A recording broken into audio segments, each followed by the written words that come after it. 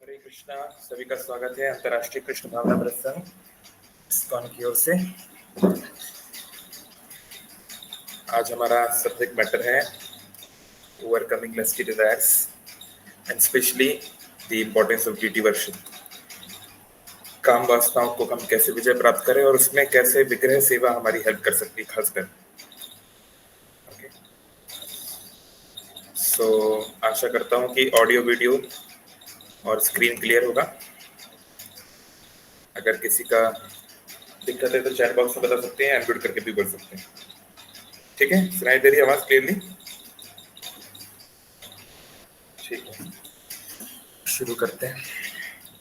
ओम अज्ञानतिमिरान्धस्य ज्ञानाञ्जनशलाकया चक्षुरुन्मिलितं येन तस्मै श्रीगुरवे नमः।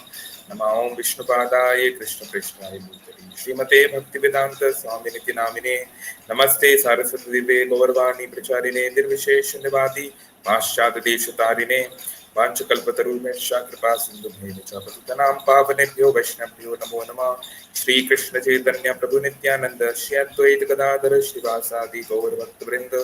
हरे कृष्ण कृष्ण कृष्ण हरे हरे, हरे राम राम राम हरे हरे।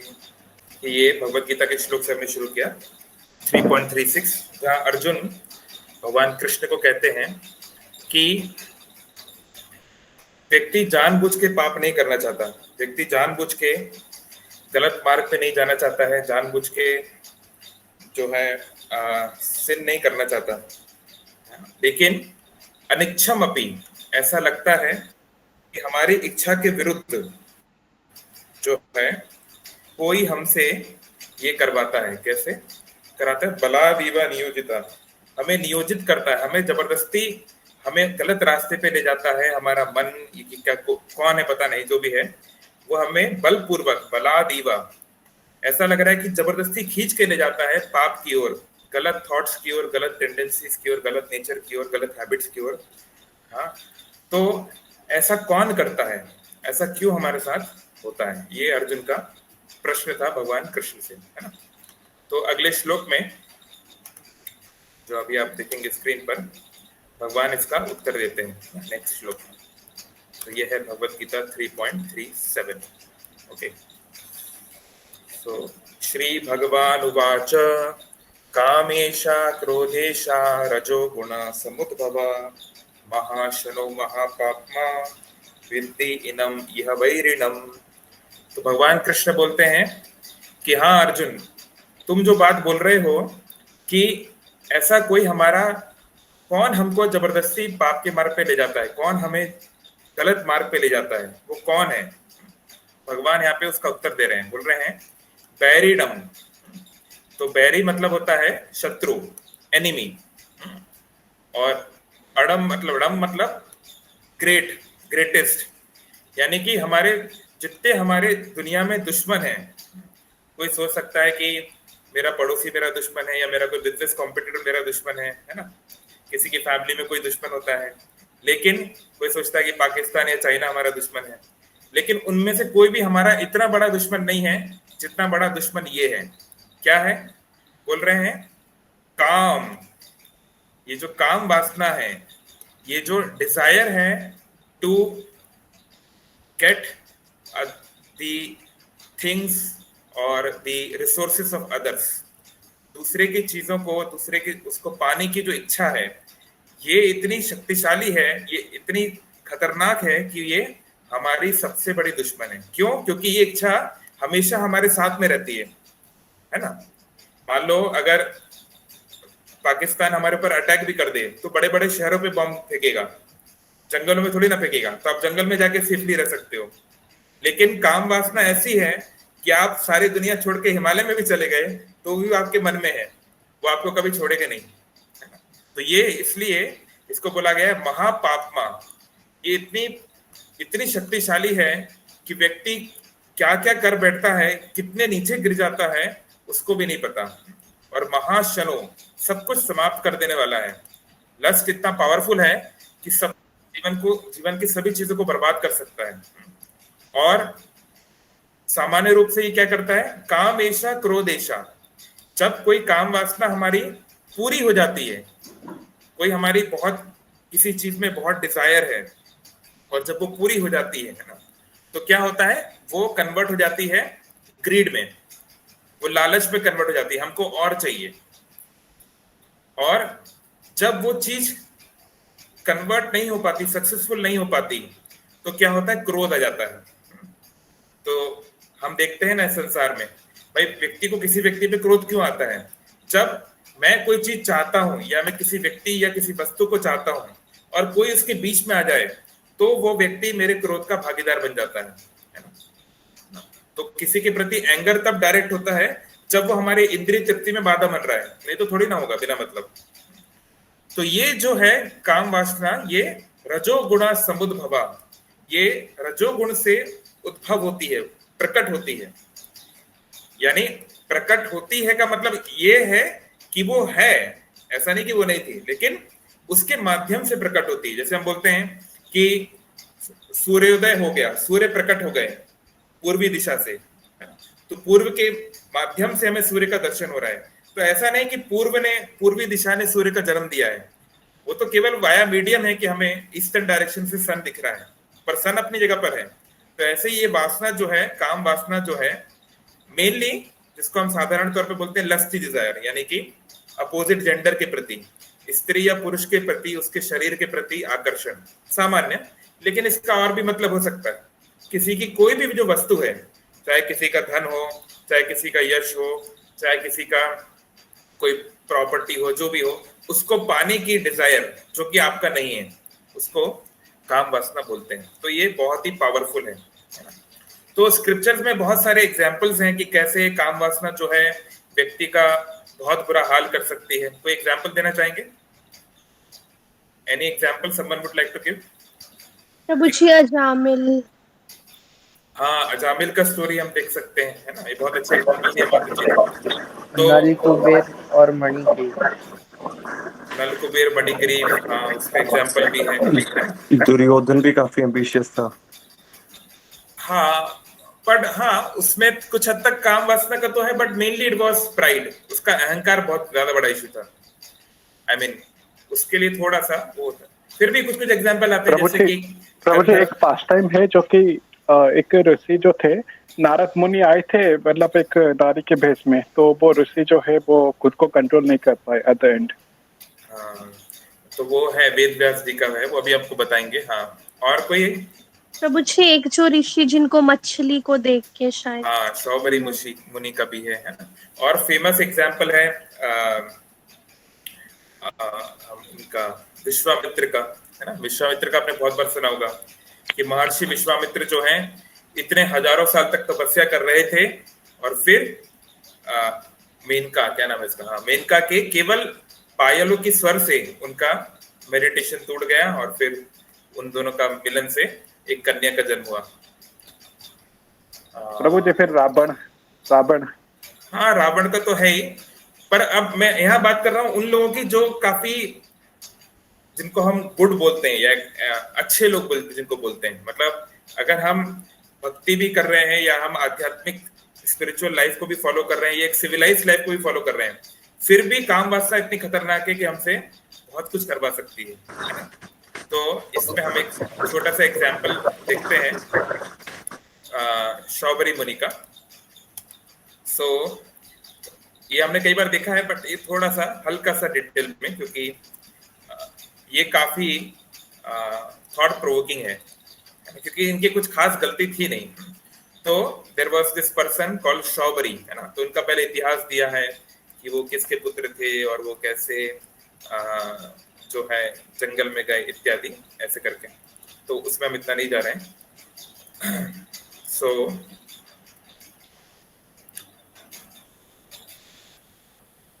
यस, हम लोग यहाँ पे जाते हैं। हाँ, तो ये जो शौबरी ऋषि थे, ये यमुना में, ये यमुना किनारे पहले तपस्या करते थे, ठीक है?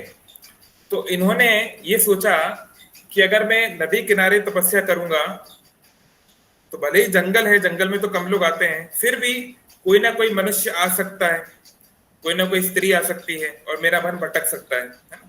तो वो काफी स्पिरिचुअली बहुत एम्बिशियस थे कि मेरे को जल्द से जल्द जो है परम सत्य को प्राप्त करना है, भगवान को प्राप्त करना है, उनका ये क्लैरिटी था बहुत पहले से।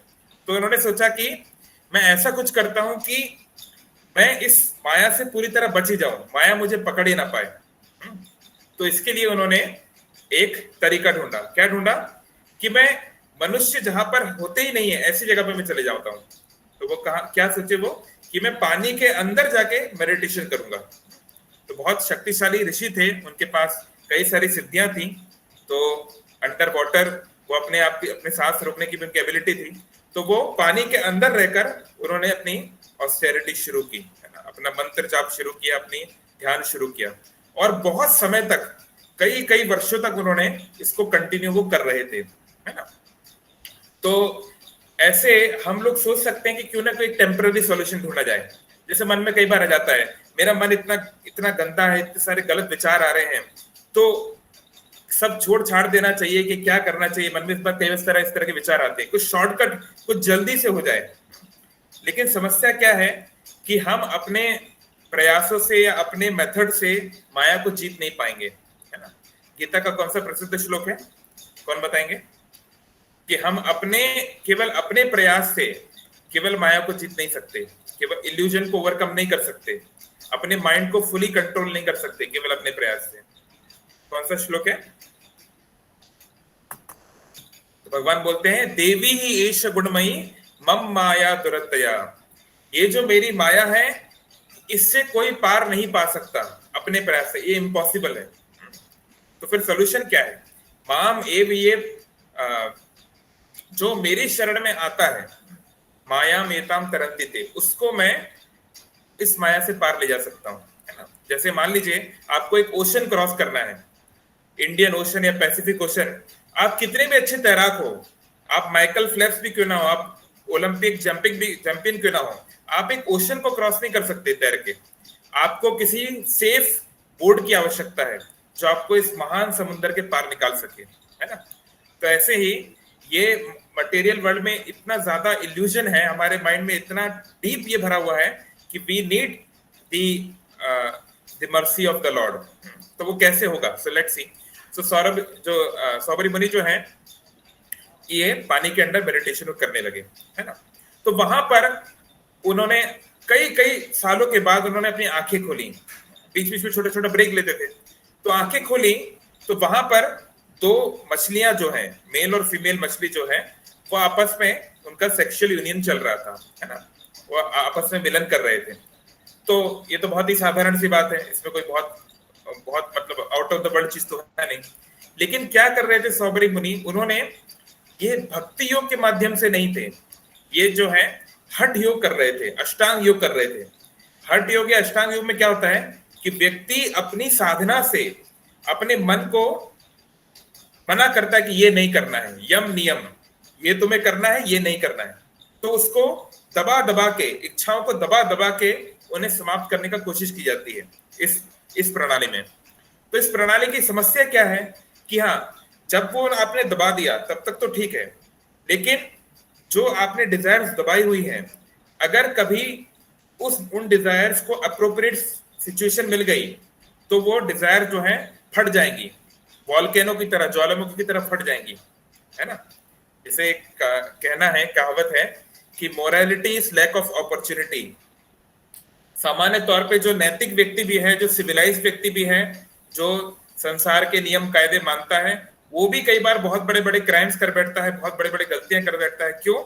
क्योंकि उसके हृदय में जो डिजायर है उसको प्यूरिफाई नहीं किया गया, उसको बस दबा दिया गया, ये मत करो, ये सही नहीं है। लेकिन वो जो थॉट्स आ रहे हैं उनको हम कैसे प्यूरिफाई करें, ये साइंस नहीं बता सकती। आप चाहे तो रिसर्च कर सकते हैं, there is no way to purify thoughts in modern science, कि हम विचारों को कैसे शुद्ध करें, विचारों को कैसे डील करें। इसके लिए साइकोलॉजी है कि ये विचार आए तो क्या करो, ये विचार आए तो क्या करो, लेकिन उसको प्यूरिफाई कैसे करें, बाय डिफॉल्ट हमारे विचार कैसे आए, वो that ability is not in material knowledge. So anyways, तो सौबरी मुनि जो है उन्होंने मछलियों को देखा, तो इतने हजारों सालों से तो वो स्त्रियों से या इवन मनुष्यों से भी दूर है, लेकिन क्योंकि वो डिजायर है तो यहाँ पर एक फीमेल और मेल मछली को एंजॉय करते हुए उनका मन जो है एजिटेट हो गया, क्योंकि वो इंप्रेशंस तो है मन में कि भाई ये भी एक शरीर की आवश्यकता है। तो देखिए, हम जो है सेक्स लाइफ को या फिर लस्टी डिजायर्स को हम इसको नेग्लेक्ट नहीं कर सकते, इसको टैबू नहीं बना सकते। टैबू मतलब अरे इस बारे में बात मत करो। जैसे कई बार होता है ना कि लोग सोचते हैं अरे सेक्स के बारे में बात मत करो या इन विचारों के बारे में बात मत करो, ये सब तो गंदा है। तो बात नहीं करने से अगर वो चीज चली जाती तो अलग बात थी, पर ऐसा नहीं होगा, वो तो व्यक्ति के मन में है। इसलिए भगवत गीता में साफ साफ बहुत ओपनली इस विषय पे चर्चा हो रही है। कौन सा श्लोक है कि सेक्स लाइफ के बारे में भगवान क्या बोलते हैं? बहुत प्रसिद्ध श्लोक है, क्या बोलते हैं गीता में? भगवान बोलते हैं धर्म अवरुद्ध भूतेषु कामो अस्मि।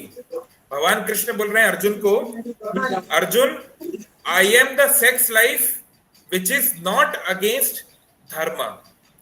धर्म अविरुद्ध, विरुद्ध मतलब होता है अगेंस्ट, है ना? जैसे बीजेपी वर्सेस कांग्रेस, है ना? तो अभी इलेक्शन का टाइम चल रहा था, है ना? तो कोई किसी का विरुद्ध है। तो सामान्य तौर पे हम संसार में क्या देखते हैं मॉडर्न खासकर वर्ल्ड में, है ना, कि eat drink and B Mary, खाओ पियो ऐश करो, अपनी इंद्रियों को भोगो, एंजॉय सेक्स लाइफ। और एक्स्ट्रा मैरिटल अफेयर भी बहुत कॉमन हो गया है, लिव इन रिलेशनशिप भी बहुत कॉमन हो गए हैं, मल्टीपल बॉयफ्रेंड गर्लफ्रेंड्स भी कॉमन हो गए हैं। और जो लोग जेन जी से कनेक्टेड है, मॉडर्न जनरेशन से कनेक्टेड है, ऐसे ऐसे टर्म्स आ गए हैं। सिचुएशनशिप, सिचुएशनशिप मतलब हम गर्लफ्रेंड बॉयफ्रेंड तब तक हैं जब तक ये सिचुएशन चल रही है, ये सिचुएशन समाप्त हमारा रिलेशन समाप्त, है ना? तो बेंचशिप, बेंचशिप मतलब कि एक व्यक्ति से रिलेशन चल रहा है और दो लोग बेंच पे हैं, मतलब अगर इससे नहीं बना तो उसको देखेंगे, है ना? So many things are going on, है ना, इन मॉडर्न वर्ल्ड। तो ऐसे लेकिन हम देखते हैं कि ये सब करने के बाद भी क्या वो रियल प्लेजर उनको मिलता है? अगर केवल सेक्स एंजॉय करने से व्यक्ति जीवन में खुश होता तो कोई व्यक्ति जो सेक्स वर्कर है ना, जो व्यक्ति जो है एक प्ले बॉय है या फिर एक सपोज एक प्रोस्टिट्यूट है या फिर जिसके मल्टीपल पार्टनर्स हैं, उनकी मेंटल हेल्थ को आप देखिए, उनसे कभी आप बैठ के बात कीजिए, कितना हैप्पी वो है genuinely. You will find it is not, क्योंकि फिजिकल प्लेजर की प्रॉब्लम क्या है कि ये लॉन्ग लास्टिंग नहीं होता। जैसे मान लीजिए आपकी फेवरेट मिठाई, फेवरेट फूड आपका जो भी है, आपको पिज्जा अच्छा लगता है कि आपको गुलाब जामुन अच्छा लगता है, जो भी है, तो वो खाने में कुछ देर की संतुष्टि तो है, 15 मिनट आधा घंटा अच्छा लगता है, उसका टेस्ट रहता है ना? लेकिन अगर डॉक्टर ने आपको बोल दिया कि आपको डायबिटीज है, डॉक्टर ने आपको बोला हुआ है कि आपको डायबिटीज है, आपको मीठा कंट्रोल करना है, लेकिन आप नहीं कर रहे, तो आप वो टेस्ट को तो एंजॉय करोगे, ऐसा नहीं कि टेस्ट एंजॉय नहीं करोगे, लेकिन वही जो मीठा है, वो जो मिठास है, वो आपकी मृत्यु का कारण बनेगा, वो आपके दुख का कारण बनेगा। तो इसी को भगवान ने भगवत गीता में बताया है कि सुख जो है, हैप्पीनेस भी जो है 3 प्रकार की होती है, सतोगुणी, रजोगुणी, तमोगुणी। तो रजोगुणी सुख की बात क्या होती है कि शुरू में वो अमृत की तरह लगती है, लेकिन अंत में वो महान विष बन जाती है। तो सेक्स लाइफ की यही प्रॉब्लम है कि ये इतना चार्मिंग है, इसमें इतना ज्यादा एल्योरमेंट है, इसमें इतना आकर्षण है कि इसको कंट्रोल करना बहुत मुश्किल है, इट्स नेक्स्ट टू इम्पॉसिबल। लेकिन ये सब करने के बाद मिलता क्या है, प्रश्न ये है। अगर हम ये कभी सोचें, मैं जब बहुत नया नया था आश्रम में, तो एक बहुत अच्छा उदाहरण एक सीनियर ब्रह्मचारी ने हमको दिया जो मुझे काफी क्लिक किया। वो बात बोले, जब अपन छोटे बच्चे थे तो हमारा कोई बर्थडे होता है तो बहुत लोग आते हैं, हैप्पी बर्थडे टू यू, आपको गिफ्ट देते हैं, है ना?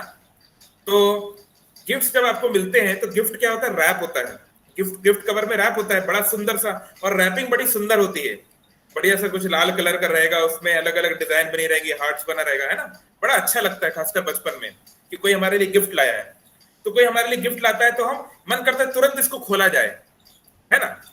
तो लेकिन पेरेंट्स बोलते हैं नहीं नहीं नहीं बेटा, अभी नहीं, अभी तो पार्टी चल रही है, वो लोग क्या सोचेंगे, सबको जाने दो फिर आप देखना, है ना? तो ठीक है, आप बड़े अपना मन मार के किसी तरह अपने आप को कंट्रोल करते हो। तो फिर जब सब चले जाते हैं, आप उस गिफ्ट को खोलते हो, उस रैपर्स को खोलते हो, और उसके अंदर से मान लीजिए एक कार निकली, एक खिलौने वाली कार निकली, रिमोट कंट्रोल कार निकली। आप एकदम हुर्रे, मजा आ गया, ये वो, पूरा खुश हो जाते हो, उसको खूब चलाते हो 1-2 घंटे, फिर रात को भी आप सोने नहीं चाहते, लेकिन मम्मी पापा बोलते नहीं अभी टाइम हो गया है, तो आप कार को पास में रख के सोते हो, गुड्डे गुड्डी को साथ में रख के सोते हो, है ना। तो कितना उससे अटैचमेंट रहता है, उससे कितनी खुशी मिलती है। लेकिन फिर क्या होता है समय के साथ, धीरे धीरे वो कार में हमारा अट्रैक्शन कम हो जाता है, उस बारबी डॉल में, उस गुड्डे गुड्डी में हमारा अट्रैक्शन कम होने लगता है, दूसरी चीजों में मन लगने लगता है। और फिर कुछ समय के बाद, कुछ सालों के बाद वो कहाँ पड़ा है, कहाँ चला गया, कबाड़ी में चला गया, उनको पता भी नहीं है। तो ऐसे ही क्या होता है, समहाउ नेचर ने, क्योंकि देखिए ब्रह्मा जी जो विधाता हैं, जो इंजीनियर हैं इस वर्ल्ड के, उन्होंने स्त्री पुरुष का आकर्षण रखा है। और वो इसलिए जरूरी है कि जब तक स्त्री पुरुष आकर्षित नहीं होंगे एक दूसरे के प्रति, जब तक कोपोल्यूशन नहीं होगा, दोनों मिलेंगे नहीं, तो आगे जनरेशन कैसे बढ़ेगी। अगर आप टेक्निकली देखें तो सेक्स लाइफ में बहुत दुख है। जब जो लोग मतलब आपको लग सकता है ये किस तरह की बातें हो रही है, पढ़िए भागवतम में और ये स्क्रिप्चर में बहुत ब्लंटली, बहुत डायरेक्टली सब बातें बोली गई हैं कि आप देखो कि जो लोग सेक्सुअल लाइफ में बहुत सारा पेन होता है, बहुत प्रकार का तकलीफ शरीर को देनी पड़ती है, और खासकर महिलाओं को एक बार बच्चा हो गया तो 9 महीने तक उसको रखना है। It's a very very painful thing, है ना। और काफी बड़ा लाइफ का आपका समय, आपकी एनर्जी, आपका उसमें लगता है। It's a very very engaging thing. तो इतनी बड़ी चीज व्यक्ति क्यों करेगा? अगर स्त्री पुरुष के प्रति आकर्षण नहीं होता तो व्यक्ति उसको क्यों करता? कभी नहीं करता। तो इसलिए सृष्टि को, विधाता को, ब्रह्मा जी को उसमें आकर्षण रखना जरूरी है ताकि ये चीज कंटिन्यू हो। तो दैट इज वन थिंग कि हाँ, इसमें कोई डाउट नहीं। अगर कई बार क्या होता है, कुछ स्पिरिचुअलिस्ट या कुछ जो आध्यात्मिक गुरु हैं या नेता, वो ऐसे बोलते हैं कि इसको ये अननेचुरल है। अननेचुरल नहीं है, सेक्स इज वेरी नेचुरल, उसमें कुछ अननेचुरल नहीं है, क्योंकि हम लोग ह्यूमन बॉडी में हैं। तो ये जैसे खाना पीना ह्यूमन डिजायर है, ऐसे ही सेक्स लाइफ ऐसे ह्यूमन डिजायर, उसमें बहुत कुछ आउट ऑफ द वर्ल्ड वाली बात नहीं है, शॉकिंग बात नहीं है, बहुत सिंपल बात है। लेकिन बात है कि जैसे खाना पीना भी हमारी डिजायर है या हमारी ह्यूमन नीड है, लेकिन उसको हमें रेगुलेट करना पड़ता है ना, उसको हमें बैलेंस करना पड़ता है। अगर कुछ भी अनाप शनाप कभी भी खाएंगे पिएंगे तो हमारे शरीर को वो कितना नुकसान पहुंचाता है आप जानते हैं। तो ऐसे ही जब वो जो सेक्स लाइफ है वो हमको कितना नुकसान पहुंचा सकती है, ये कहीं हमें तब ना रियलाइज हो जब बहुत देर हो जाए। तब ऐसा ना हो कि तब रियलाइज हो जब कुछ ज्यादा बचा ही ना हो जीवन में करने के लिए, है ना। तो वो जो एग्जाम्पल में दे रहा था आपको गिफ्ट रैपर का, तो ऐसे ही उन्होंने अच्छा एक एग्जाम्पल दिया कि जब एक पुरुष एक स्त्री को देखता है, एक स्त्री के शरीर को देखता है, या स्त्री एक पुरुष के शरीर को देखता है और आकर्षित होती है, तो ये स्वाभाविक है कि व्यक्ति जैसे जब वो लस्ट में आ जाता है, जब वो बहुत ज्यादा काम वासना में गिर गया है, तो वो उस चीज को भोगना चाहता है, उस चीज को देखना चाहता है, उसको टच करना चाहता है, उसको एंजॉय करना चाहता है ना, जैसे हम उस गिफ्ट रैपर को करना चाह रहे थे। लेकिन हमको ये समझना चाहिए कि जो लोग ऑलरेडी ये कर बैठे हैं, जो कर रहे हैं, पिछले हजारों सालों से ह्यूमन हिस्ट्री हम देख सकते हैं कि जिन्होंने सेक्स लाइफ एंजॉय की, वो क्या उससे लॉन्ग लास्टिंग हैप्पीनेस प्राप्त कर पाए? नहीं कर पाए। तो बुद्धिमान व्यक्ति जो होता है वो दूसरों के अनुभवों से सीखता है। कोई बोल सकता है अरे नहीं, जब तक आपने ट्राई नहीं किया आप कैसे बोल सकते हो, है ना। जब आप कॉलेज में होते हैं, खासकर इंजीनियरिंग कॉलेज में, तो आपको क्या बोलते हैं सीनियर लोग, कि अरे तूने सुट्टा नहीं पिया तो मर्द नहीं, तो इंजीनियर नहीं, जिसने सिगरेट नहीं पी वो कैसा मर्द है। तो तुमने जब तक ट्राई नहीं किया, तब तक तुमने वाइन नहीं पी, तुम्हें कैसे पता वो सही है कि गलत है। तो ये कोई बुद्धिमानी वाला बात नहीं है। हर चीज हमें खुद ट्राई करने की जरूरत नहीं है, हमें दूसरों के अनुभव से सीखना चाहिए, है ना। तो पोटेशियम साइनाइड एक केमिकल होता है। तो मैं अगर बोलूं कि साइंस में ऐसा बोला गया है कि पोटेशियम साइनाइड एक जहर है, पोटेशियम साइनाइड एक पॉइजन होता है, कभी पी मत लीजिएगा गलती से, उसे पीते ही एक ड्रॉप में मर जाएंगे। तो हमने तो पोटेशियम साइनाइड नहीं पिया, मैंने, आपने, किसी ने पिया क्या? लेकिन हम लोग बात मानते हैं, हाँ पोटेशियम साइनाइड जहर है, हम उसको नहीं पिएंगे। कोई पीता है क्या? नहीं। ये नहीं कि नहीं मैं नहीं मानूंगा कोई भी किसी की बात, मैं खुद पी के देखूंगा, और जब तक मैं मर नहीं जाता मैं यकीन नहीं करूंगा कि पोटेशियम साइनाइड जहर है। ये बेवकूफी है। तो ऐसे ही हमको ये सीखना चाहिए कि जो दुनिया में इतने लोग सेक्स लाइफ एंजॉय कर लिए, उनको क्या मिला, वो कितने सुखी हो गए, उससे व्यक्ति को सीखना चाहिए। और भले ही मन में डिजायर आ रही है, पर उस डिजायर को क्वेश्चन करना चाहिए कि क्या भाई मन तुम जो बोल रहे हो उस बात में कुछ दम है कि नहीं, इससे मेरा लॉन्ग लास्टिंग फायदा है कि नहीं। ये एक बुद्धिमान व्यक्ति को, एक योगी को, भक्त को इस तरह की रीजनिंग करनी चाहिए, है। तो एनीवे सौबरी मुनि जो है वो जबरदस्ती इसको दबा रहे थे। तो दबाना नहीं है, सेक्स लाइफ को दबाना नहीं। अगर आपके अंदर बहुत ज्यादा थॉट्स आ रहे हैं, आप अपने मेंटोर को, अपने स्पिरिचुअल काउंसलर को, है ना, अपने मम्मी पापा से बात कीजिए। ऐसा ना हो कि फिर हम जो है आर्टिफिशियल तरीके, जैसे मैस्टरबेशन जो हो गया, है ना, कि हम एक आर्टिफिशियल तरीका ढूंढ रहे हैं उसको एंगेज करने का, या पॉर्न मूवीज देख रहे हैं, या टिंडर ऐप डाउनलोड कर रहे हैं, कोई भी XYZ लड़के लड़के से बतिया रहे हैं, वीडियो शेयर कर रहे हैं, फोटो शेयर कर रहे हैं। ये बेवकूफी है, इससे कुछ नहीं होने वाला। उससे केवल हमारी वो जो इच्छा है वो और भड़केगी। तो उसका एक रियल सॉल्यूशन हमें ढूंढना पड़ेगा। ओके, सो एनीवेज, तो यहाँ पे सौबरी मुनि जो है उनके अंदर वो इच्छा भर आई। तो पास ही में एक महान राजा रहते थे जिनका नाम था मानधाता। मानधाता का नाम आपने सुना होगा, इवन रामायण भी जिन्होंने पढ़ी है, वाल्मीकि रामायण, बड़े शक्तिशाली राजा थे। तो राजा मानधाता जो है बहुत बड़े एक चक्रवर्ती सम्राट हैं। तो वो उनके पास गए, है ना, और ये इतने बड़े ऋषि हैं सौबरी मुनि, इतनी उनकी मतलब दाढ़ी बाड़ी, हजारों साल से वो तपस्या कर रहे हैं और उनका नाम प्रसिद्ध था, सब जानते थे उनका नाम।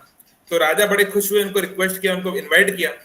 तो वहां जाके उन्होंने राजा से कहा कि राजन, आप अपनी एक बेटी का हमसे विवाह करा दीजिए, हमें आपकी एक बेटी से विवाह करना है। क्योंकि उनकी डिजायर इतनी स्ट्रांग हो गई थी कि वो अपने आप को रोक नहीं पा रहे थे।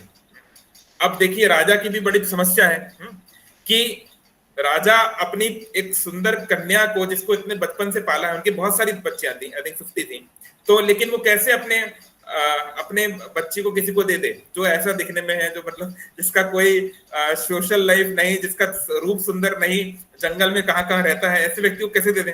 लेकिन डायरेक्टली मना भी नहीं कर सकते क्योंकि बहुत पावरफुल व्यक्ति है। अगर गुस्सा हो गए तो कुछ शराब वराब दे दिए तो हमारे परिवार, हमारे राज्य को खतरा हो जाएगा।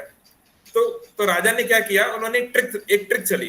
उन्होंने कहा ठीक है ब्राह्मण देव, आपसे मेरा निवेदन है कि आप मेरी कन्याओं से जाके मिलिए, और अगर उनमें से कोई अपनी इच्छा से आपसे विवाह करने को राजी हो जाए तो मैं बड़ी खुशी खुशी कन्यादान कर दूंगा, है ना। तो यहाँ से एक तीर पे दो निशान, है ना, उन्होंने जो कहते हैं ना, एक तीर से दो निशान उन्होंने कर दिए। कि क्या कर दिया कि सौबरी मुनि भी प्रसन्न हो गए कि हाँ भाई ठीक है, किसी लड़की का जबरदस्ती शादी, क्योंकि खासकर क्षत्रियों में रहता है कि जो प्रिंसेस है, छत्राणी है, जनरली उनको खुद सिलेक्ट करने का मौका दिया जाता है कि आप खुद अपना वर चुनिए। तो उनको वो भी मौका मिल गया, सौबरी मुनि भी इसको लॉजिकली एक्सेप्ट कर सकते हैं। और राजा ने सोचा मेरी कोई भी कन्या जो है क्यों ऐसे व्यक्ति से शादी करेगी जिसके इतनी बड़ी दाढ़ी है, जो बूढ़ा हो गया है, जो है जंगल में रहता है, कुछ है नहीं, तो क्यों उसको कोई पसंद करेगा। तो बहुत ही लॉजिकल बात थी, तो उन्होंने ऐसा बोल दिया। तो सौबरी मुनि जो है, अब वो कोई बेवकूफ व्यक्ति तो है नहीं, बहुत समझदार व्यक्ति हैं, बहुत बड़े योगी हैं।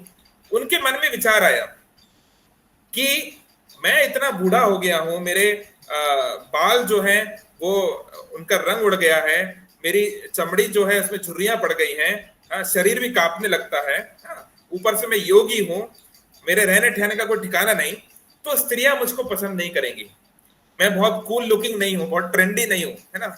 उन्होंने इस बात को समझ लिया। तो उन्होंने क्या किया, उन्होंने समझ लिया कि राजा जो है वो नहीं चाहते थे कि उनकी बेटी का उससे विवाह हो, लेकिन उन्होंने चलो मेरे रिस्पेक्ट से या मेरे भाई से जैसे भी है मेरे को परमिशन दी है, तो मुझे कुछ करना चाहिए। तो क्या करना चाहिए, उनके पास तो योग सिद्धियां हैं, बड़ी बड़ी सिद्धियां उनके पास हैं। तो उन्होंने क्या किया, उन्होंने अपने आप को इतना सुंदर युवा शरीर दे दिया, एकदम यंग ब्यूटीफुल हैंडसम बॉय के रूप में वो हो गए एकदम। और उस शरीर में उन्होंने अपने आप को उस शरीर, क्योंकि इतनी तपस्या जो की है, उतना जो पाइटी उनको मिला है, पायस जो पुण्य मिला है, उससे वो अपनी एज को बढ़ा सकते हैं या फिर अपने जवानी को दोबारा ला सकते हैं, इस प्रकार से।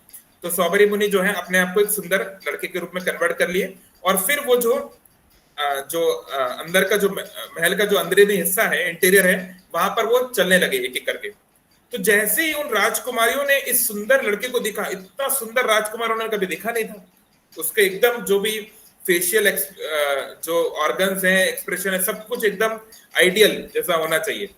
तो सभी की सभी जो राजकुमारियां उसके पीछे पीछे चलने लगी, और सब के मन में जो है विचार आने लगे कि काश हमारा ये पति बन जाए, काश हमारा इससे विवाह हो जाए, है ना। तो कुल मिला के जो है ना केवल कोई एक बेटी बल्कि उस राजा की जो 50 कन्याएं थी, आई थिंक 50, वो सारी 50 की 50 राजकुमारियां अपने पिताजी को बोलने लगी कि हमें इनसे विवाह करना है। अब बेचारे राजा फंस गए क्योंकि उन्होंने तो वचन दे दिया है और पहले के जमाने में वचन का बहुत मूल्य होता था, है ना। रघुकुल रीत सदा चली जाए प्राण जाए पर वचन न जाए, है ना। तो अब बेचारे वो तो फंस गए, तो उन्होंने जो है उनको पूरी 50 पुत्रियां जो है सौबरी मुनि को देनी पड़ी। तो सौबरी मुनि 50 अपनी वाइफ्स को लेकर वहां से गए और उनको बहुत सारा जो है उन्होंने गिफ्ट्स दिए, ऑर्नामेंट्स दिए, बहुत कुछ दिया इस तरीके से। तो सौबरी मुनि ने अपनी शक्ति से अपना बहुत बड़ा बनाया, महल वहल बनाया, उसमें बहुत उन्होंने, तो इतनी सारी सुंदर सुंदर कन्याएं उनके साथ थी, तो उन्होंने बहुत एंजॉय किया जितना वो कर सकते थे। ये हैड मल्टीपल ऑप्शंस। तो बहुत कई सालों तक उन्होंने इस प्रकार से अपने सेक्सुअल लाइफ को एंजॉय किया। उनको बहुत सारे बच्चे भी हुए होंगे, प्रोक्रिएशन किया, लाइक दैट, जो ड्रीम होता है, टिपिकल मॉडर्न ड्रीम जो है ना। लेकिन इतना करने के बाद भी, क्योंकि देखिए उन्हें स्पिरिचुअल प्रैक्टिस उन्होंने पहले की है, यानी उनको एक स्पिरिचुअल हैप्पीनेस, एक इंटीरियर हैप्पीनेस का अनुभव है, ऐसा नहीं कि नहीं है। तो बहुत समय के बाद उनको एक दिन एक ख्याल आया कि अरे यार मैंने क्या कर दिया। मैं एक साधु था, मैं एक सेंटली पर्सन था, मैं किस पर्पज से वहां पे गया था। इसलिए कबीरदास जी ने बोला है कि चले ते हरि भजन को ओढ़न लगे कपास। व्यक्ति जो है सब कुछ छोड़ छाड़ के, जो बहुत, या फिर चलो कह सकते कि हम लोग तो घर बार नहीं छोड़ते हैं, फिर भी हम लोग काफी कुछ कई बार हमारे मन में आता है कि चलो भगवान के लिए, भक्ति के लिए, स्पिरिचुअलिटी के लिए, एक हायर गोल के लिए हम काफी सारी चीजों को सेक्रीफाइस करते हैं, है ना। जब हम पढ़ाई करते हैं, कोई बड़े एग्जाम की तैयारी करते हैं, तो अपना दोस्तों के साथ घूमना फिरना कम कर देते हैं, अपना खान पान नियंत्रित कर देते हैं उस एग्जाम के लिए, है ना। तो हर कोई तपस्या कर रहा है लाइफ में हर कोई एक बड़े लक्ष्य के लिए छोटे सुख को, टेम्पररी हैप्पीनेस को नेग्लेक्ट करता है, हर कोई करता है। तो हम इतना कुछ करते हैं, है ना, चले थे हरि भजन को, बहुत ऊंचे लक्ष्य के लिए चलते हैं, लेकिन ओढ़न लगे कपास, यानी कि कोई मान लीजिए ब्रह्मचारी है, कोई सन्यासी है, सब कुछ छोड़ छाड़ के वो जंगल में चला गया, उसने अपना परिवार छोड़ दिया, उसने अपना घर बार छोड़ दिया, अपनी नौकरी व्यवसाय छोड़ दिया, लेकिन वहां जाके वो कपास के लिए, यानी कॉटन के लिए, यानी कपड़ों के लिए लड़ने लगते हैं। अरे ये मेरा कॉपन है, तुमने क्यों पहन लिया? अरे ये मेरी धोती है, तुम क्यों ले रहे हो? है ना, हम ही देखते हैं। इवन इस्कॉन में भी ऐसा कभी कभी होता है कि अनफॉर्चुनेटली हम लोग बहुत कुछ छोड़ छाड़ के आए, लेकिन छोटी छोटी चीजों के लिए, अरे ये तो मेरा स्थान है, ये तो मेरा रूम है, हम उसके लिए हमारा मन उन चीजों में लग जाता है कि नहीं हमको ये यहाँ रहना चाहिए, हमको ये करना चाहिए। तो ये ऐसा मन हमको बेवकूफ बनाता है। तो किसी भी एक्सटर्नल चीजें से हम मन को ज्यादा देर तक शांत नहीं कर पाएंगे। आज नहीं तो कल, नहीं तो 5 साल बाद, नहीं तो 10 साल बाद वो डिजायर बाहर निकलेंगी ही और वो बहुत बड़ा धमाका करेंगी। इसलिए सामान्य तौर पे बोला जाता है कि व्यक्ति के लिए विवाह करना बहुत जरूरी है। तो पूछा जाता है ना कि विवाह करना, अगर विवाह करने से क्या होगा, कैसे हमारा लस्ट चला जाएगा। देखिए, विवाह करने से आपका लस्ट नहीं चला जाएगा। ऐसा मत सोचो कि शादी करने से आपकी लस्टी डिजायर चली जाएगी, आप दूसरे स्त्रियों या दूसरे पुरुषों के प्रति आपका आकर्षण चला जाएगा। ऐसा नहीं है, केवल शादी करने से नहीं होगा। लेकिन विवाह जो है वो एक ऐसा आश्रम है, आश्रम मतलब जो हमें आश्रय दे, जो हमको शेल्टर दे। वो एक ऐसी बाउंड्री है जो हमें मजबूर करती है, हमें उन वॉल्स में प्रिजर्व करती है, हमें बचाती है। जो परिवार का जो प्रेशर है, जो सोशल प्रेशर है, सोशल प्रेस्टीज है, ये हमें पॉजिटिवली हमें वहां से बचाती है। तो देखिए, हर कोई जो है इतना इस लेवल पे नहीं आ सकता कि वो इंडिपेंडेंट रहते हुए या अकेले रहते हुए या फिर एक लिमिटेड संघ में रहते हुए अपने मन को कंट्रोल कर पाए। बहुत कठिन है।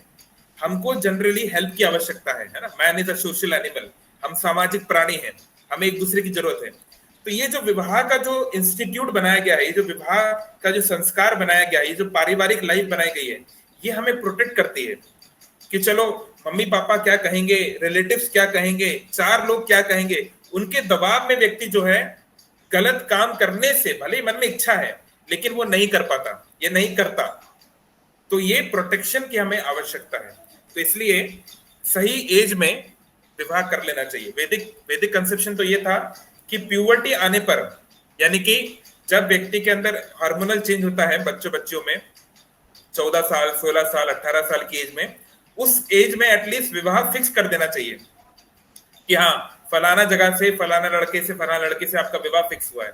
भले ही वो साथ में रहना बाद में शुरू करें, वो अलग बात है, लेकिन उनको पता होना चाहिए कि हाँ मेरा एक जीवन साथी है, ताकि वो उसके बारे में ही विचार करे। कम से कम और 10 जगह उसका मन अगर भटके भी तो वो मन को वापस ला सके, क्योंकि इजी होता है ना। तो ये इसलिए जरूरी है कि सही समय पर विवाह होना चाहिए, इट्स वेरी इंपॉर्टेंट।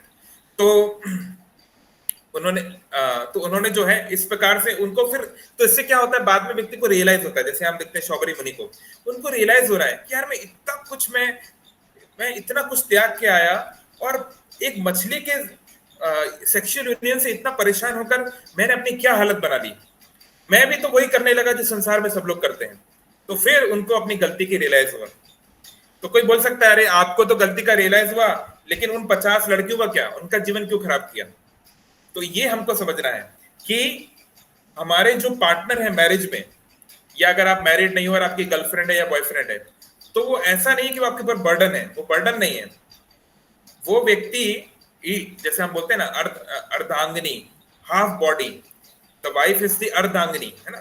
अंग मतलब बॉडी, अर्ध आधा। तो one should be a partner of his soulmate, of his spouse, to realize the reality of material world and to progress in spiritual life। कि ठीक है हमने जो गलतियां की वो की, अब हम क्या कर सकते हैं, एक दूसरे को कैसे सपोर्ट कर सकते हैं कि हम इसमें आगे बढ़े, है ना। तो ये बहुत महत्वपूर्ण है। तो इसमें क्या होता है, वो जो पार्टनर है, वो जो मैरिज का इंस्टीट्यूशन है, वो हमें प्रोटेक्ट करता है। तो यहाँ पर शौबरी ने क्या किया, उन्होंने अपने 50 वाइफ के साथ ही started his spiritual life once again. उनको रियलाइज हुआ, है ना। तो ये होता है नेचुरली, वैदिक कल्चर में हम देखते हैं कि हाँ आदमी जो है जवानी में उसने बहुत संभोग किया, बहुत एंजॉय किया, लेकिन जब बच्चे होते हैं, जैसे जैसे बच्चे होते हैं वैसे वैसे व्यक्ति का अपने पत्नी या पति के प्रति शारीरिक आकर्षण कम होता है, वो कम होने लगता है, क्योंकि अब जो है मन जो है, चेतना जो है बच्चे में लग गई है ना।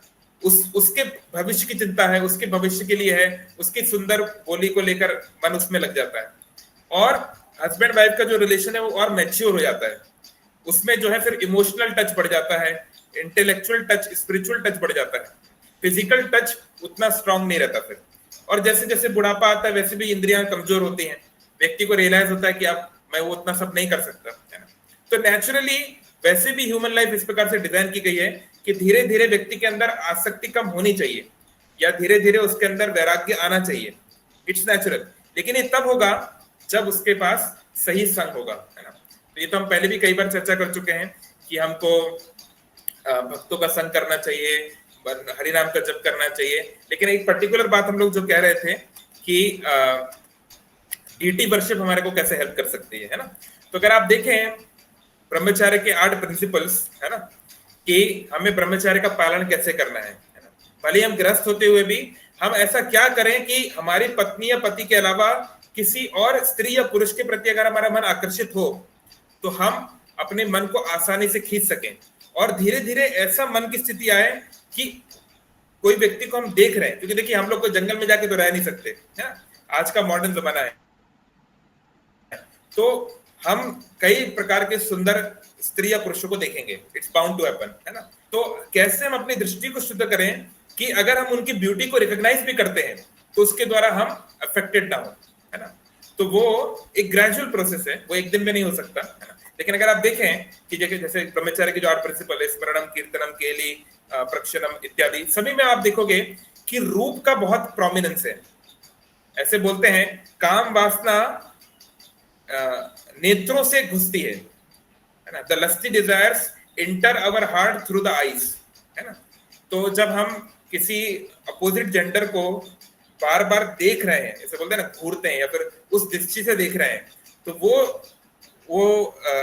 वो इंट्रेंस पॉइंट है कि वहां से वो जो इंप्रेशंस बनते जा रहे हैं वो हमारे लिए खतरा हो सकते हैं।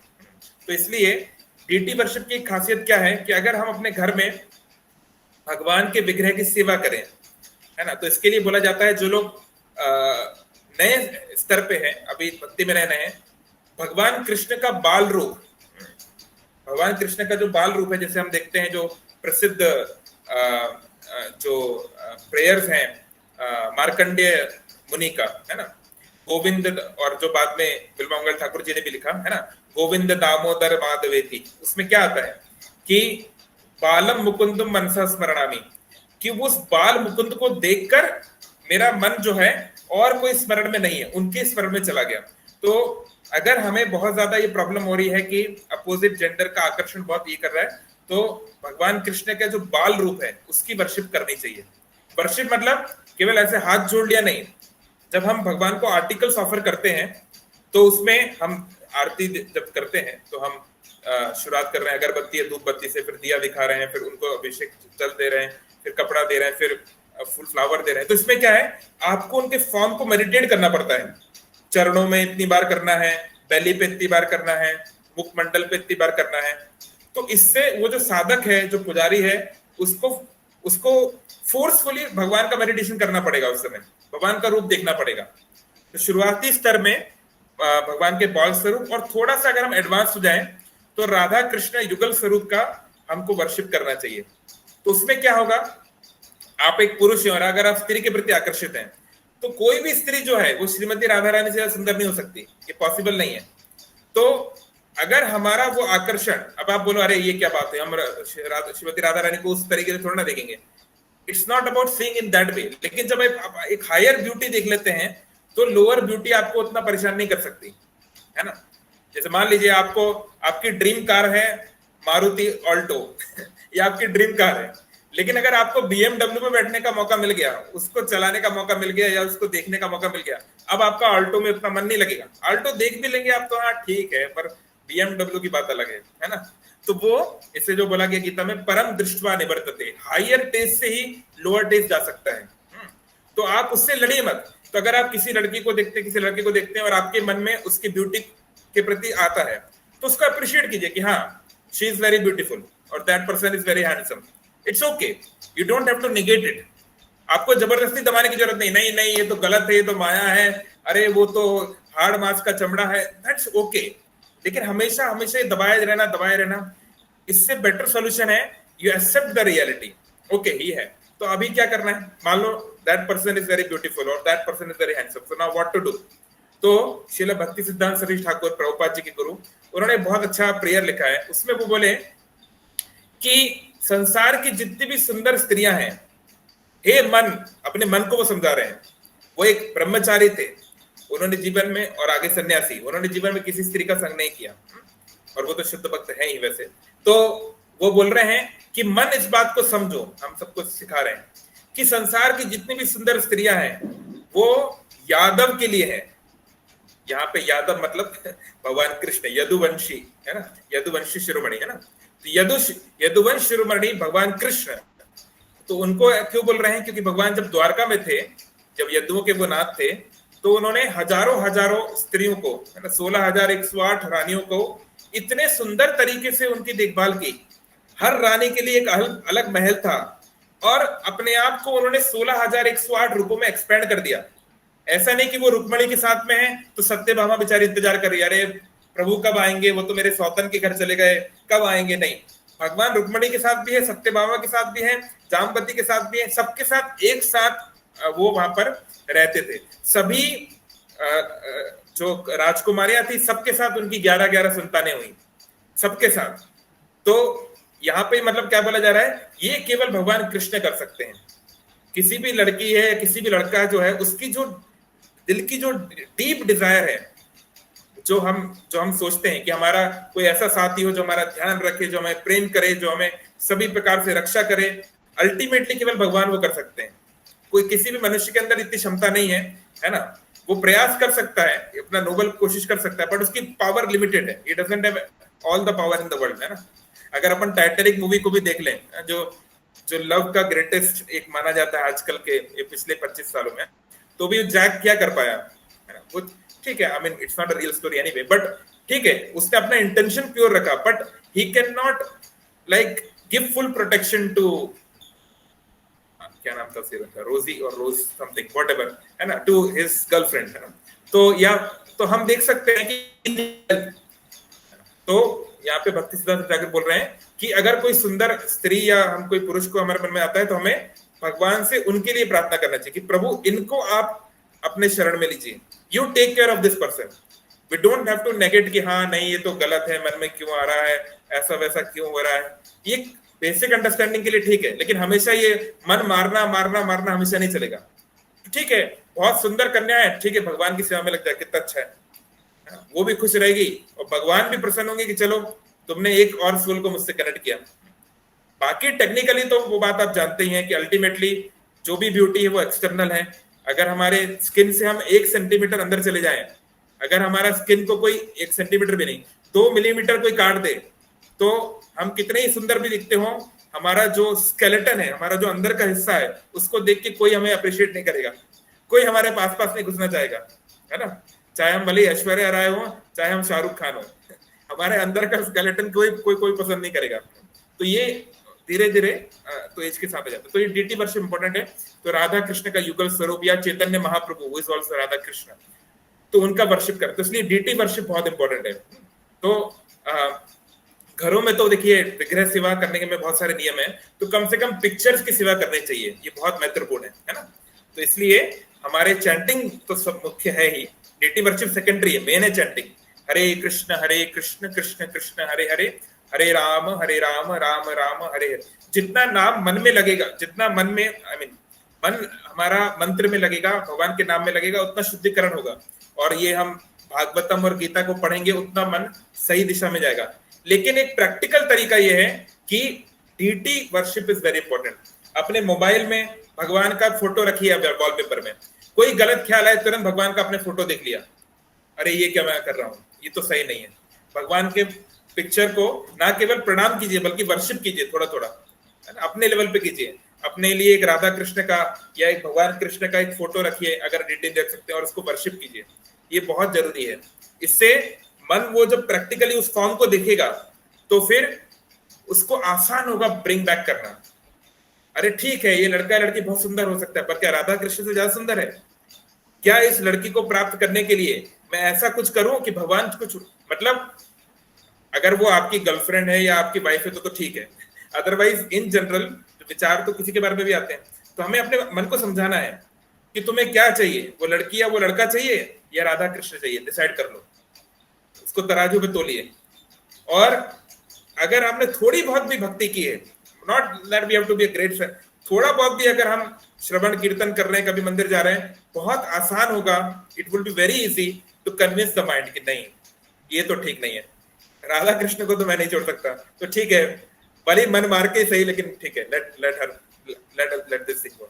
और ऑफ कोर्स एक और चीज तो है ही कि जानबूझ के हमको ऐसे कार्य नहीं करना है जो हमारे इस काम वासना को भड़काए। हम कई बार डिस्कस कर चुके हैं, अगर आप आग जला रहे हैं तो आग में पानी मत डालिए, है ना, उसमें पेट्रोल डालिए, पानी मत डालिए। तो ऐसे वीडियोस ना देखें, ऐसे हम पिक्चर्स ना देखें, इस तरह के हम गाने ना सुने जो हमें वो चीजों को करने के लिए और भड़का रहे हैं। आप देखेंगे कि ऐसे लोगों से बहुत ज्यादा हम डील ना करें जो हमें ऐसे बोलते हैं, है ना। आप ऑफिस में हैं, आपको काम करना है, आप एक स्कूल कॉलेज में, आपको फ्रेंड्स के बीच में रहना है, तो आप कई और विषयों पे बात कर सकते हैं, जरूरी नहीं स्पिरिचुअलिटी पे बात करें। अगर आपको पॉलिटिक्स पसंद है, आपको सोशियोलॉजी पसंद है, क्रिकेट, व्हाटएवर, लेकिन अगर ऐसी कोई बात हो रही है, मेरा तो निजी एक्सपीरियंस है, कई साल हम कॉर्पोरेट में, वो आपको बिठा देंगे, वो बोलेंगे वो लड़की को देख रहा है, वो देख वो ऐसी है, वो ये करती है, उसका ये है, and they will talk about the बहुत ही वल्गर तरीके से, उसका इसका बॉडी का ये लिम्ब ऐसा है। तो इट्स वेरी डेंजरस। इस तरह का जो एसोसिएशन है ये आपको बर्बाद कर देगा। तो असत संग त्याग यही वैष्णव आचार। तो आप कुछ बहाना मार दीजिए कि भाई अरे मुझे थोड़ा सा वॉशरूम जाना है वॉशरूम जाना है या अर्जेंट कॉल आ गया, या क्योंकि देखिए उसको तो हम नहीं समझा पाएंगे एक बार, या हमारा सीनियर है या कुछ भी है, तो we may not be able to convince, तो कुछ भी बहाना मार के वहां से निकलिए, कुछ भी करके, लेकिन इस तरह की बात को हमको नहीं सुनना चाहिए। इससे हमारा कॉन्शियसनेस दूषित हो सकती है। कई महीने सालों की जो भक्ति है वो एक दिन में खराब हो सकती है ना। ऐसी जगहों पे ना जाएं। फॉर एग्जाम्पल पब, अब आप एक पब में जाएंगे जहां पर लोग लड़का लड़की एकदम पास में खड़े होकर डांस कर रहे हैं, शराब पी के डांस कर रहे हैं, तो आपका बैंड बजना निश्चित ही है। बहुत ही मुश्किल है कि आप बच पाओगे। So don't be stupid, don't go to such places. ठीक है, हमें परिवार में रहना है, फ्रेंड्स में रहना है, तो आप सिनेमा देखने चले गए, फाइन। आप एक क्रिकेट मैच देखने चले गए, फाइन। आप कहीं पार्क में घूमने चले गए, इट्स ओके, इट्स फाइन। लेकिन आपकी एक लिमिट होनी चाहिए और उस मर्यादा को आपको क्रॉस नहीं करना चाहिए। फिजिकल हमारे जो है, तो हम जो मिलते हैं, ठीक है, हैंडशेक इज ओके, हैंडशेक करना पड़ता है, लड़का लड़कियों को आपस में हैंडशेक करना पड़ता है, आप कॉर्पोरेट में है तो इट्स फाइन, ठीक है। लेकिन एक लिमिट होना चाहिए कि ऐसे नहीं कि कोई किसी को भी हक किए जा रहा है, कोई कुछ भी किए जा रहा है, कोई साइड में किस किए जा रहा है। So all this can be dangerous और वो बाद में बहुत ज्यादा खतरनाक हो सकता है ना? तो इसलिए इन सब चीजों को हम धीरे धीरे ध्यान में रखें और भगवान के खासकर रूप के ऊपर अगर हम मन लगाएं तो it will be very easy actually comparatively, कि एटलीस्ट हम धर्म के उसमें तो रहेंगे, है ना। और बाकी तो मन शुद्ध करना तो लॉन्ग टर्म है, it will take time. Okay, Hare Krishna. किसी का कोई प्रश्न है, कोई क्वेश्चन है, कोई कमेंट है? हरे कृष्ण प्रभु जी, दंडवत प्रणाम। प्रभु जी, शौमनी मुनि का क्या हुआ उसके बाद? तो शौबरी मुनि ने रियलाइज किया उनकी क्या है, और वो अपनी पत्नियों के संग उन्होंने अपनी स्पिरिचुअल लाइफ दोबारा शुरू की और बाद में आगे चल के मृत्यु के समय उनको भगवान की प्राप्ति हुई। तो ये भी देखिए कितनी अच्छी गुड न्यूज है कि भगवान जो है कितने दयालु हैं। उन्होंने ये नहीं लिखा अरे अरे ये तो जो है 50-50 लड़कियों के साथ घूम रहा था, ये तो मुझे भूल गया था। भगवान ऐसे नहीं है, जो तुमने किया कोई नहीं, अब तुमने अपनी गलती रियलाइज की, तुम वापस आ रहे हो, भगवान आपको पूरा सपोर्ट करेंगे। शौबरी मुनि वापस भगवान के धाम चले गए अल्टीमेटली, और अपनी पत्नियों को भी लेकर चले गए उनको भी उन्होंने जो है भगवान की भक्ति करवा दी। सो लॉन्ग टर्म में ही केम बैक। लेकिन उनको जो बीच में जो नुकसान हुआ, जो कुछ सालों तक उनके जो कॉन्शियसनेस डाउन हो गई, उससे हम सीख सकते हैं। तो ये हमें ये भी सीखना चाहिए, अगर हमसे गलती हो जाए, हम कुछ ऐसा काम कर दें, तो फिर भी we always have a hope, we can always come back, है ना। लेकिन कोशिश करना चाहिए ऐसा हम ना करें तो बेटर है। जैसे एक प्रैक्टिकल एग्जांपल देता हूं, जब प्रभुपाद जी जब थे संसार में, तो एक यूरोपियन कपल मायापुर आया। यूरोपियन लड़का लड़की थे, दोनों युवा थे और अभी नए थे भक्ति में। तो वो मायापुर आए दर्शन करने के लिए और प्रभुपाद जी से मिलने के लिए, है ना। तो वो जो प्रभु थे, वो जो लड़का था, वो अपने पत्नी को बोले कि मुझे बहुत इच्छा हो रही है तुम्हारे साथ सेक्सुअल यूनियन करने की, है ना, तो आज रात को हम लोग करते हैं। तो वो जो माता जी थी, वो जो लड़की थी, उन्होंने बोला अरे तुम ये सब क्या बोल रहे हो, हम लोग यहाँ पर धाम पे आए हैं, हमारे गुरु प्रभुपाद जी यहाँ पर हैं, ये सब मैं यहाँ पे नहीं करूंगी, हम लोग एक बार घर वापस चले, फिर विल सी, घर जाके देखेंगे। तो वो क्या बोलता है, तो ठीक है। तो उस हालांकि वो मायापुर धाम में है, भगवान के धाम में है, लेकिन मन देखिए इतना शक्तिशाली है, वो बहुत मन अगर फिर जाए तो आदमी के लिए बड़ा मुश्किल हो जाता है। तो 2-3 दिन अपने आप को कोशिश की कंट्रोल के, फिर नहीं कर पाए। तो मायापुर से आप जब दूसरी तरफ जाते हैं, एक स्थान है, तो वहां पर पहले के जमाने में कुछ प्रोस्टिट्यूट हाउस वगैरह थे, है ना। तो वो जो है एक दिन वहां गए और एक प्रोस्टिट्यूट के साथ जो भी पैसा वैसा देकर उन्होंने उसके साथ संग कर दिया। अब बात क्या है, ये 1970s का इंडिया है और वो है गोरे, वो तो पूरा वाइट है। तो वो तो सबने देख लिया कि भाई ये रेड लाइट एरिया जो है, जो मतलब जो क्या बोलेंगे, मतलब जो जहाँ पे इस तरह के प्रोस्टिट्यूट सेंटर होते हैं, तो सब लोगों ने नोटिस किया कि अरे ये फिरंगी व्यक्ति यहाँ पे क्या कर रहा है। तो बात फैल गई, क्योंकि ये तो बिल्कुल अलग बात है ना। तो बात फैल गई और बात पता यहाँ तक पहुंच गई कि भैया ये फलाना व्यक्ति वहां पर गया था, वहां पे देखा गया है। तो फिर बात जो है प्रभुपाद जी तक पहुंची। प्रभुपाद एकदम गुस्सा हो गए, उन दोनों को बुलाया, पति पत्नी को बुलाया, बोला ये तुमने क्या कर दिया। उसको बहुत भयंकर डांट रहे थे।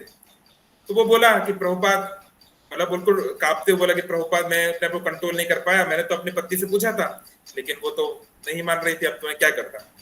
तो प्रभुपाद ने तब ये समझाया, जिसको हम लोग बोलते हैं इस्कॉन के टर्मिनोलॉजी में capital I versus small I illicit sex. मतलब इवन शादी के अंदर भी, विवाह के अंदर भी पति पत्नी का जो मिलन है उसमें बहुत सारे रूल्स होते हैं। ऐसे नहीं कोई कुछ भी किए जा रहा है, उसमें भी बहुत सारे रूल्स हैं। आई मीन इट्स नॉट दैट सबके लिए पॉसिबल नहीं होगा फॉलो करना, पर एटलीस्ट जो भक्ति में सीरियस है उनको फॉलो करना चाहिए। मतलब पति पत्नी कब संग कर सकते हैं, अगर पत्नी प्रेग्नेंट है तो दे शुड नॉट यूनाइट, है ना, ऐसे दिनों पे दे शुड नॉट यूनाइट, ऐसे करके। तो बहुत सारी चीजें उसमें दी गई हैं, उनके पीरियड्स में कब करना चाहिए कब नहीं करना चाहिए। तो वो जब आप गृहस्थ आश्रम में जाते हैं details will be told that time. So anyway, तो उसमें भी उन चीजों को पालन करना चाहिए। ऐसा नहीं कि आपकी पत्नी जो है, आपका जो पति है, वो आपके लिए सेक्स मशीन है, बस आप उसको पूरा यूज करते जाओ और करते जाओ। ये सब नहीं है, वैदिक कल्चर में नहीं चलेगा। वो sex is just a small part of your relationship और ultimately it's not a very important part, है ना। तो प्रभुपाद जी ने उनको समझाया, लेकिन इससे कहीं ज्यादा बड़ा पाप है कि आप अपने मैरिज के बाहर जाके एक्स्ट्रा मैरिटल रिलेशन रखना, ये तो बहुत ही ज्यादा गंभीर पाप है। तो इलिसिट सेक्स तो रॉन्ग है ही, even within the marriage भी there has to be certain consideration. ऐसे नहीं, फोर्सफुली नहीं करना चाहिए। जैसे आजकल ये बहुत बड़ा ये हो गया है, मैरिटल रेप का कॉन्सेप्ट आ गया है ना, कि जो पुरुष है वो जबरदस्ती महिला के साथ जो उसको वायलेंटली फोर्स करके कर रहा है, तो दिस इज ऑल्सो सिन, इसका भी उसको पाप में लगेगा। लेकिन अपने पति या पत्नी के अलावा किसी और से फिजिकल रिलेशन बनाना it's a very heavy sin, है ना।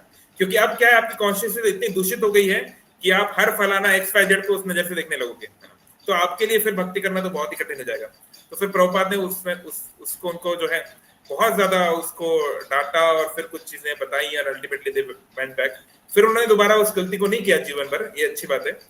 बहुत बड़ा उन्होंने गलती किया पर दोबारा उसको रिपीट नहीं किया। तो हम देख सकते हैं जैसे शौबरी मुनि से भी गलती हुई, हालांकि उन्होंने ऐसा कुछ नहीं किया, उन्होंने तो धर्म के अनुसार किया। लेकिन ये एक रिसेंट एग्जांपल है, जस्ट जो 50 साल पहले हुआ एक अच्छे डिवोटी के साथ, तो ये हमारे साथ भी हो सकता है। लेकिन तब भी जो है, अगर ऐसा कुछ होता भी है तो गुरु को हमें बताना चाहिए, माता पिता को बताना चाहिए, और वो कुछ आगे का डायरेक्शन देंगे। डांटेंगे, एक चाटा मारेंगे, लेकिन they will give some direction, they will give some solution, some hope. Okay, चलिए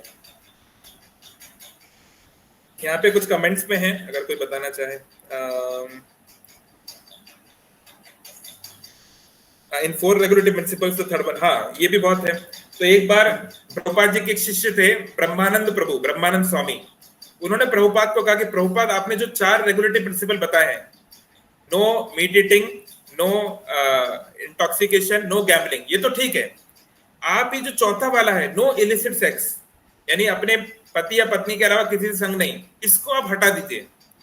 क्योंकि अमेरिका में, ये 1960s का अमेरिका है, जहाँ पे काउंटर कल्चर चल रहा है, जहाँ पे हर किसी की मल्टीपल बॉयफ्रेंड गर्लफ्रेंड है ना, बहुत कुछ है, तो ये पॉसिबल नहीं हो पाएगा। तो अगर आप ये एक हटा दें, मैं आपको वादा कर रहा हूं आपके मिलियंस ऑफ फॉलोअर बन जाएंगे, मतलब हमारे इस्कॉन में करोड़ों लोग जुड़ जाएंगे अमेरिका में ही। तो प्रभुपाद ने कहा कि one drop of purity is better than N ocean of nuisance.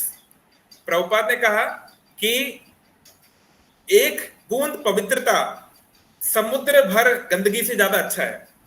Prabhupada ने कहा मुझे नहीं चाहिए ऐसे शिष्य, मुझे ऐसे नहीं फॉलोअर नहीं चाहिए, मैं इसमें कॉम्प्रोमाइज नहीं कर सकता हूं, क्योंकि फिर हमारा जो लक्ष्य है कि व्यक्ति कृष्ण भावना भावित बने, वो तो हो ही नहीं पाएगा। तो इसलिए जिसको दीक्षा लेनी है, जिसको भक्ति में सीरियस होना है, उसको ये 4 रेगुलेटिव प्रिंसिपल फॉलो करने ही पड़ेंगे, तभी दीक्षा मिल सकती है ना। दीक्षा मतलब when a Guru takes your responsibility, कि अगर आप इस जन्म में भक्ति पूरी नहीं कर पाए, गुरु को दोबारा जन्म लेना पड़ेगा आपको बचाने के लिए। मतलब आपकी कोई टेंशन नहीं है, सब कुछ गुरु आपका करेंगे, बस आपको उनकी बात माननी है, बेसिक इतना। तो ये बहुत बड़ा सौभाग्य होता है जब किसी सदगुरु से, किसी शुद्ध भक्त से हमको दीक्षा मिलती है। तो प्रभुपाद जी कह रहे हैं कि ये इसमें कॉम्प्रोमाइज नहीं हो सकता, और इलिसिट सेक्स को हम हटा नहीं सकते। तो उन्होंने ब्रह्मानंद प्रभु को मना कर दिया, ये नहीं हो पाएगा। तो बाकी 3 रेगुलेटिव प्रिंसिपल सही बोला जिन्होंने प्रश्न पूछा है, आई थिंक योगानंद प्रभु ने, ये बात सही है, बाकी तीनों करना इजी है। नॉनवेज वगैरह भी चलो जिनको आदत है वो छोड़ ही देते हैं, थोड़ा बहुत पनीर वनीर खा के, है ना, और इंटॉक्सिकेशन भी हो ही जाता है, गैम्बलिंग भी ठीक है, कुछ और तरीके से पैसा कमा लो, इतना मुश्किल नहीं, ये बहुत टफ है। तो इसलिए हमें भक्तों का संग चाहिए। अगर कोई ये सोच रहा है, प्रभुपाद जी का कमेंट है कि someone thinks कि without the guidance of spiritual master and without the association of devotees he can practice devotional service, such a person is an illusion। कोई ये सोच रहा है कि भक्तों के संग के बिना और गुरु के मार्गदर्शन के बिना मैं भक्ति कर लूंगा, तो ऐसा व्यक्ति माया में है, भ्रम में है, ऐसा हो नहीं सकता। हमको मार्गदर्शन की आवश्यकता पड़ेगी, हमको संग की आवश्यकता पड़ेगी।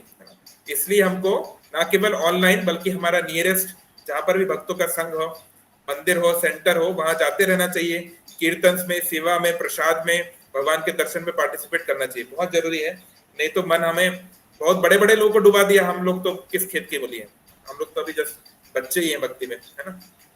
तो हाँ, बहुत मुश्किल है, इसलिए हमें कभी भी गर्व नहीं करना है, अरे मैं तो 10 साल से ब्रह्मचारी हूं, या फिर मैं तो अपनी पत्नी के अलावा किसी को देखता भी नहीं हूं। कभी किसी चीज का गर्व मत करिए। अगर माया को हटाना होगा तो आपको 1 सेकंड में आपको अपने, कहते हैं ना, it will show you your doors, आपके अपने औकात दिखा देंगे।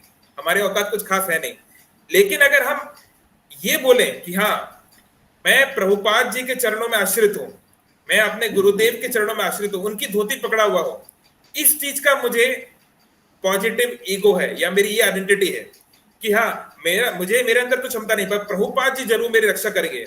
अगर मैं प्रभुपाद जी की बात मान लूं तो दुनिया की कोई शक्ति मुझे नहीं छू सकती। हाँ, ऐसा ईगो होना चाहिए, इसमें कुछ गलत नहीं कि भगवान जो है, अगर ये प्रसिद्ध श्लोक भी है यमुनाचार्य जी का कि अगर जहां पे कृपा राम कह रहे हैं या नारायण भगवान कृष्ण जिस पे कृपा कर दें, उसके ऊपर माया उसको कुछ नहीं कर सकती, उसको टच नहीं कर सकती, है ना।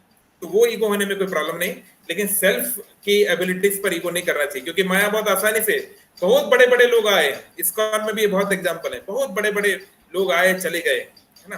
तो हमको जो है समझना है, छोटा बन के रहो, राधे राधे कहो। हमारे गुरु महाराज बोलते थे, छोटा बन के रहो, राधे राधे कहो। अपने मन को कभी भी ये मत सोचने दो कि तुम बड़े भक्त बन गए हो, अपने मन को याद दिलाओ। राधानाथ महाराज बोलते हैं, practise spiritual life as if it is your first day. अभी मैं नया हूं ये मान के चलो, मुझे बहुत कुछ सीखना है ये मान के चलो, तो आप बचे रहोगे। जिस दिन अहंकार हो गया ज्ञान का या ब्रह्मचार्य का या कुछ और एक्सवाइजेड चीज का, तो फिर वो माया वहां से इंटर करेगी और फिर बड़ा मुश्किल होता चल जाएगा। ओके, विनीता माता जी का क्वेश्चन लास्ट, क्योंकि टाइम हो गया है। राजा भरत ने जो डियर की प्रति आकर्षण हुआ था, वो लस्टी डिजायर डियर के प्रति नहीं था। आई मीन वो कोई एनिमल के साथ, ऐसा तो इतनी भी बुरी हालत नहीं थी वैदिक कल्चर की कि लोग एनिमल। हुआ क्या, उनका ममता आ गई। देखिए, कोई भी प्राणी है, कोई कुत्ता बिल्ली है, कोई भी है, तो छोटे बच्चे को देख के तो हमारी भी ममता आती है ना, हमारा अटैचमेंट हो जाता है। तो भरत महाराज जो है अपना घर बार छोड़ के, भरत महाराज वो है जिनके नाम पे हमारे देश को भारत बोलते हैं, है ना, भगवान ऋषभ देव के पुत्र थे वो। तो उन्होंने अपना सब घर बार छोड़ के, अपने मतलब बच्चों को सेटल करके वो आए थे जंगल में, और बड़ी अच्छे से साधना भक्ति ध्यान कर रहे थे। तो एक दिन उन्होंने देखा कि जहां पर वो बैठे हैं नदी किनारे, एक जो है महिला हिरण जो है, एक फीमेल डियर जो है, वो भागती हुई जा रही है। आई थिंक कोई लॉयन के, कोई टाइगर के, कोई उसका पीछा कर रहा था, ऐसा कुछ, मैं एक्जेक्टली भूल गया। किसी कारण से वो भाग रही थी, आई थिंक कोई शिकार पीछे कर रहा था शायद। तो वो भाग रही थी, तो भागते भागते, अब पीछे तो मृत्यु है तो भागना तो है ही, सामने नदी आ गई। तो नदी आ गई तो अभी अपने आप को बचाने के लिए, और वो गर्भवती है, प्रेग्नेंट है, तो बच्चा गर्भ में था, तो उसने ये डिसाइड किया कि वो जंप करेगी। तो वो जंप कर दी, तो जंप तो कर दी, लेकिन इतनी ऐसी बुरी हालत में जंप करना सा तो उसके लिए बहुत मुश्किल हो गया। जब वो गिरी, इम्पैक्ट हुआ, तो उस इम्पैक्ट के कारण उसकी जो है उसने जन्म दिया बच्चे को, लेकिन फिर उसकी कुछ ही समय के बाद उसकी मृत्यु हो गई। तो अभी कोई भी साधारण व्यक्ति होगा, इस बात में प्रॉब्लम नहीं है कि भरत महाराज ने उस हिरण को बचाया, कि उसको उन्होंने साफ सुथरा किया, कि उसको उन्होंने, उसमें प्रॉब्लम नहीं है। वो करते, वो तो बहुत अच्छा है, जीव के प्रति दया होनी चाहिए, दैट वाज ओके। प्रॉब्लम ये थी कि अब उन्होंने हिरण को ठीक कर दिया, उसको बचा लिया, ओके बचा दिया, अब उस हिरण को उन्हें छोड़ देना था या किसी और हिरणों के पास जाके रख देना था। क्या किए वो, उसको पाल लिए कि ये तो मेरे साथ रहेगा, उसको खिलाने लगे, उसको पिलाने, उसको अपने बच्चे की तरह ट्रीट करने लगे, क्योंकि अभी तो बच्चे को छोड़ के आए ना, तो वो पिता का भाव तो उनके अंदर था, वो जो ममता थी वो तो थी। अब वो परिवार में नहीं लगाई तो यहाँ हिरण में लग गई, तो हिरण को अपना परिवार मानने लगे। तो अब दिन भर वो यही सोचते रहते, आज मैं हिरण को ये खिलाऊंगा, कल हम उसके साथ घूमने यहाँ जाएंगे, परसों यहाँ ये करेंगे, तो पूरा दिन भगवान को छोड़ के अब हिरण करने लगे।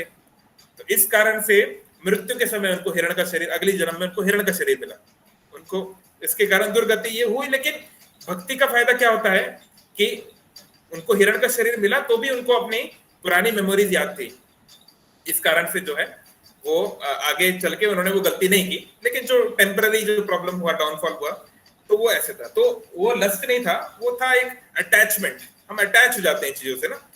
तो it was not exactly lust, it was another form of विकार, another form of the dirt of the mind which is attachment, कि हम संसार की चीजों के हम जो है कर्ता धर्ता बन जाते हैं। ठीक है, आपने अपनी ड्यूटी निभा दी, अब वो हिरण है भाई, वो हिरण इंसानों के साथ रहने के लिए नहीं है, उसको दूसरे हिरणों के पास छोड़ दो। दुनिया में करोड़ों हिरण है, सारे हिरण पालने का आपने रखा है क्या?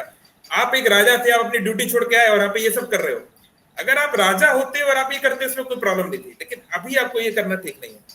तो हर व्यक्ति का एक धर्म होता है ना, तो उसको वो धर्म पालन करना चाहिए ऐसे। ठीक है, चलिए ठीक है, अब समय हो गया है, 9:15 हो गया, फिर कभी आगे चर्चा करेंगे। सभी लोग भगवान का नाम अच्छे से जप करते रहिए, गीता भागवत पढ़ते रहिए। हरे कृष्ण कृष्ण कृष्ण हरे हरे, हरे राम राम राम हरे हरे। जगत गुरु श्रील प्रभुपाद की जय।